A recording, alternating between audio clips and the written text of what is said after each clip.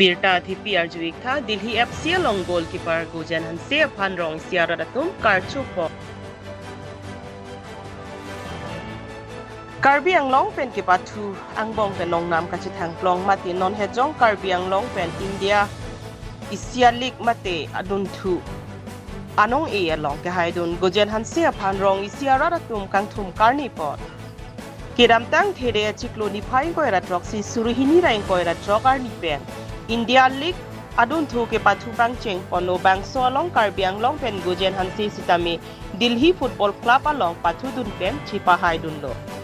Mahamaya constituency ke parlo dokmoka narlong ati adorso mai Hanse Rong Arat akorte injir la pen adon arabatum pen chenglo kangthum karni ajaime paman pon